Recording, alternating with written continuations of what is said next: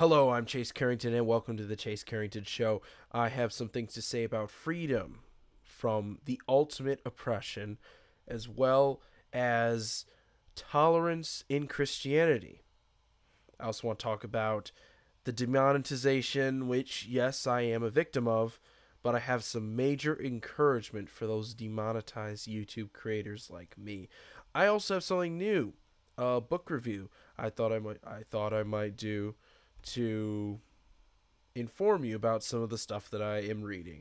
So I'm Chase Carrington. Stay tuned because you are watching the Chase Carrington Show. Now I don't have a title here but but all the same, let's get right into the Chase Carrington Show. So you hear all the time about oppression and how this group is oppressed or this person is an oppressor. But one thing that you realize is if you look in the course of history, if you even look today, you'll realize when one person throws the shackles off from his oppressor, he tends to become an oppressor for somebody else. Do you know why is this? Why? Well, the reason is because we are all universally oppressed by one thing. One thing that universally affects and oppresses us all. What is that one thing? Well, that one thing would be sin. Sin universally oppresses every single living, breathing human being on this planet. And that oppression leads to death. Sin is the thing that universally affects us all and universally keeps us down, keeps us from being good in any sense. But you know what else? The other oppression that people talk about increasingly all around, do you know what causes that oppression?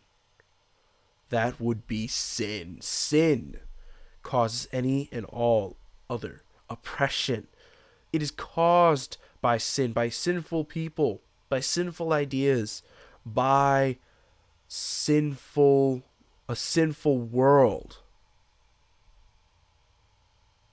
In this increasingly sinful world is looking like it's just got no freedom from the suppression. If you just look at it through this lens, you see that everyone is being oppressed. Everyone is being torn down, or everyone is being put down, or everyone is being neglected.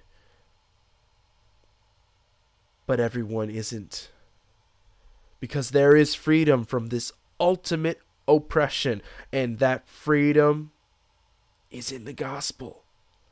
That freedom from the oppression of sin is in the life, death, and resurrection of Jesus Christ. So far, these Chase Chats have all come back to the one idea, and that is the idea of salvation.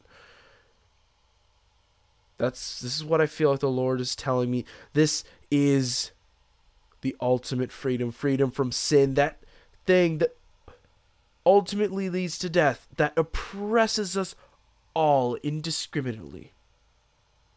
No one is perfect. No one is sinless, except for one, Jesus Christ, our Lord and Savior, my Lord and Savior. He died on a cross to accept the punishment and wrath for all those sins, so we could live and exist eternally with a good God. And that is my Chase Chat. I'm Chase Carrington. Stay tuned. The Chase Carrington Show continues on. Well, the next segment is Chase the Current. Let's talk about tolerance. Now, tolerance does get a kind of negative rap, a negative connotation in the Christian community in a lot of ways, because a lot of people in the secular side of things are misusing tolerance and describing that if you're intolerant of one person, at least in their view intolerant, that you're suddenly intolerant in everything. And this is the thing. Christianity does have tolerance in it. But before I get into that, I'm going to tell you why am I doing this live stream so late. Whether you're listening live or not, if you can tell, it's dark. So that's definitely because it is late. But why? Why? Well, the reason is I actually was sledding today. We have tons and tons and tons of snow. Okay, maybe not tons, but we have plenty of snow in our area. So we went to a nearby sledding hill, and it was so much fun just sledding. I haven't done much sledding or even winter sports in general for a good 2 years. So it was increasingly fun. It was just very fun. Now, so we were sledding, and I realized something. Now, the sledding hill had a bunch of kids on it. Not too many. That was crowded, but there were kids on it. And some of us, we were racing together, and I realized something. That when you used to play on a playground, or when you used to sled down a hill with just a bunch of kids from the neighborhood, maybe you didn't know them, maybe they weren't even from your neighborhood, but you'd all have fun sledding, racing, or climbing up, or a playground, or whatever else. So I kind of realized that, in a way, the ultimate form of tolerance is to be like children. In this way that children are accepting that if you just want to play, if you just want to have fun, if you just want to sled down a hill, they don't really care who you are. The more people they race against, the better. And I think this is, in one way, why Jesus commands us to be like children. But also another verse that I found a very good description of tolerance in Christianity is, if possible, so far as it depends on you, live peaceably with all. Romans 12:18. And I think that this tells us it is important. It is so important to live peaceably. Not to be antagonistic. Not to say, you're my enemy, so you must be inherently bad. Now, we're all inherently bad as humans. But we can't just look at our enemies through that glass. I would even disparage using the term enemies in a lot of ways. Now, all the same, I'm not someone who's going to tell you, abandon everything and just say, just bring everybody in, just ignore the truth, just whatever brings them in the doors of the church or whatever brings them in, just say it. No, definitely not. Because we are also commanded to speak the truth in love. And this is the biggest part of living tolerantly, but also being a good witness. When you speak the truth in love, as it says in Ephesians 4:15, rather speaking the truth in love, we are to grow up in every way into Him who is the head, into Christ.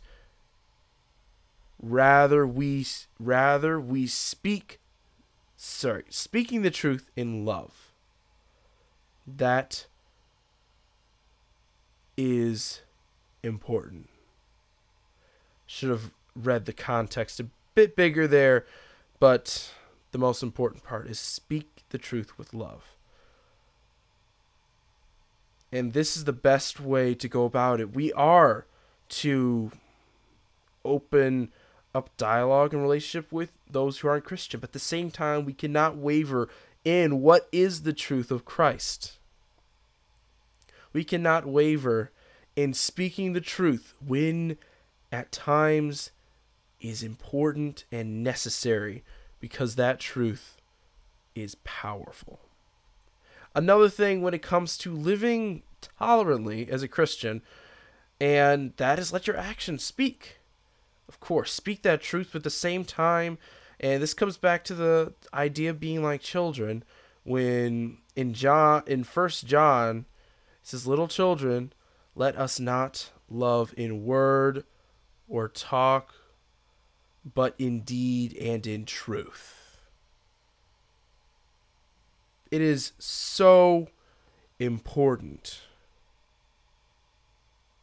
to not just love with your words, and not just to proclaim God's truth with your words, but at the same time to live it, to do it. And this is why when it comes to building relationships with others who are not Christians, that is the biggest way that you're going to be able to minister to them, to impact them. And that wouldn't be possible if you immediately were to label them the enemy. Now, I go back to it altogether that, of course, it says, as so far as it depends on you, live peaceably with all. There will be enemies against us, but at the same time, we must show love to the highest extent, even when it's never, or it appears to be never, reciprocated. And I think that this is tolerance in Christianity. And by the way, this is kind of inspired by an article in World. It's called "A Tale of Two Feminists." And World, if you don't know, it's a Christian publication that talks about stuff like this. But this whole article is dedicated to covering basically two atheist secular feminists, and at the same time also talking about this kind of YouTube kind of like anti social justice warrior atheist kind of YouTube channels. And it was a very interesting perspective. It kind of inspired me to kind of talk about tolerance and Christianity. I was thinking about it before the article, though, but I say check it out. I will put it in the link in the description of the replay of this video. Now we move on to the big topic, the big buzz of all of YouTube, and that is demonetization. Now, I could give a bunch of opinions. I could give whatever. I mean, I will say I was a little bit angry when I got this email. I'm like, no, the Darth Vader, no. But all I have for you is encouragement. So I have a message for you creators out there that want to change your viewer for the better, that wants your content to impact your viewer, whether it be something to make them laugh, something to make them think, something to inform them, or something like me to bring them just a little bit closer to God. You are creators. That's the first thing you got to establish. You are creators. You aren't YouTubers. You aren't bloggers. You're creators. And creator is a very flexible term. So consider your options. And here's a few options. Just here are a few. You could leave YouTube for another platform. I'm not openly encouraging that because, hey, I'm still here. You could work harder. And this is the one I heavily encourage. Work harder, because all they did was raise the bar. They haven't shut you down, I hope. They haven't suppressed your content. They've just raised the bar for earning a little bit of cash. And this is the important thing you must remember. As a creator, work is a large part of creating. And while you might just create something, you do need to work to get it out there. You need to work to build an audience to see what you have created. So hopefully that creation will impact them. I'm just getting started. This is my second live stream episode here. So, Lord willing, I have quite a lot of work in front of me. And the last one's find other revenue streams that may be possible, whether it's Patreon, whether it's advertisements or sponsorships. And this is another thing about being a creator. You need to be creative in more than just your own art form. You need to be creative about your business strategy. You need to be creative about your marketing strategy, and you need to be creative in how you present yourself on whatever platform you are. So I hope you remain a creator. The true creator does not stay down. You create your way out of the situation. I know that sounds really terrible and kind of corny, but still, as a creator, you can create, and that is something that is indispensable. You need to create. So find a way to excel despite whatever circumstances YouTube will put on you. And hey, if it's not YouTube, it's going to be Facebook. If it's not Facebook, it's going to be Google, which is YouTube. But my point is, there's always going to be someone.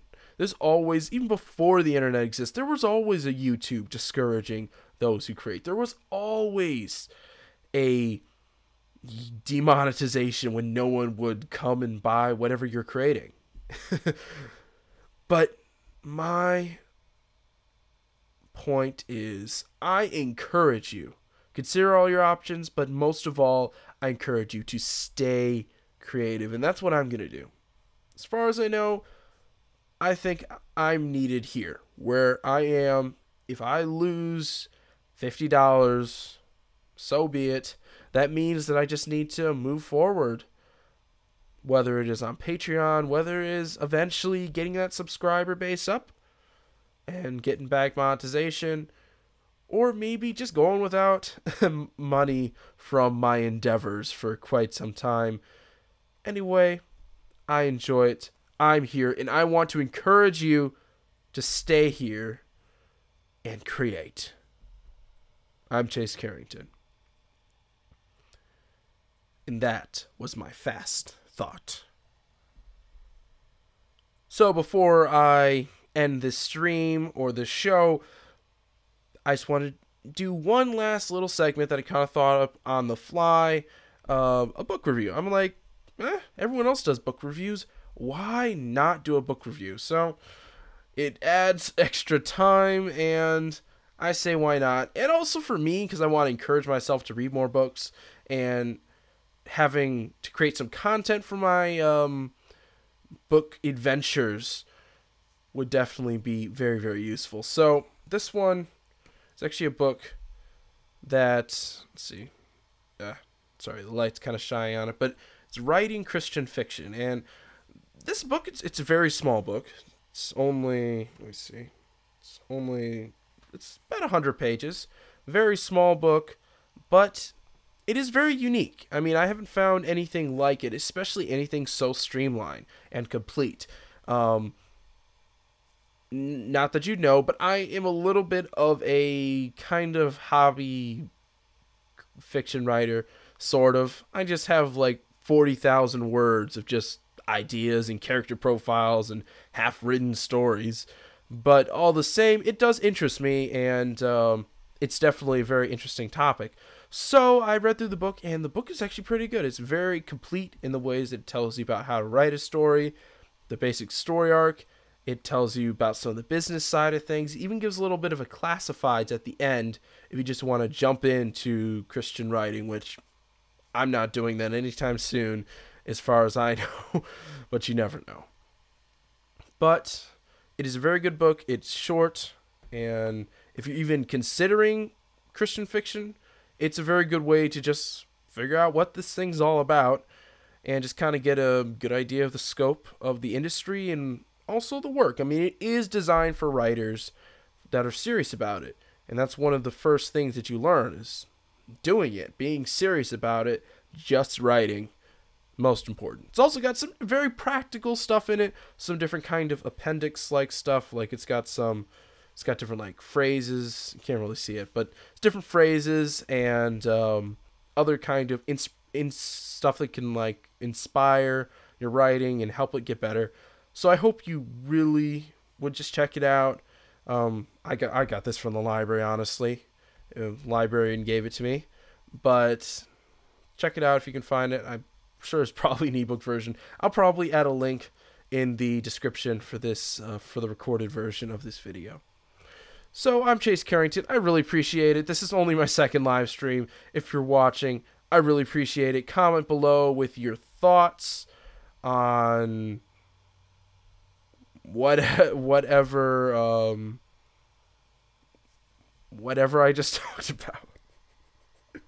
Oh boy. Sorry. Comment on your thoughts about all the discussion I just had. I'd love to hear about what you think. Like, for example, what do you think of being tolerant and being Christian? Can you proclaim the truth unashamedly, but still be tolerant of those who aren't Christians, still be able to have a relationship or have a discussion with them? I'd love to hear about that, especially because in this modern age, there are a lot of Christians that are becoming increasingly antagonistic. So I'd love to hear your thoughts on that topic. Comment below. Also subscribe to the channel. Like the video. Oh, this has not happened before, but only my second. I forgot one thing. My script. I forgot to write one thing down on my script. And that is the praise report for this episode. My praise report for this episode is definitely the Christian YouTubers Facebook group. They have been amazing. I've only been in it for a few days, but I've already gotten so much information, support. It's been really cool. It's an awesome community, and they have also checked out a lot of my videos, a lot of the members of the group, and as a result, I'm getting some subscribers and engagement from it. So I really appreciate it. If you're one of the members of the group, thank you so much for watching this video, and thank you so much for an awesome Facebook group. I'm Chase Carrington, and you just finished watching, not listening, watching the Chase Carrington Show.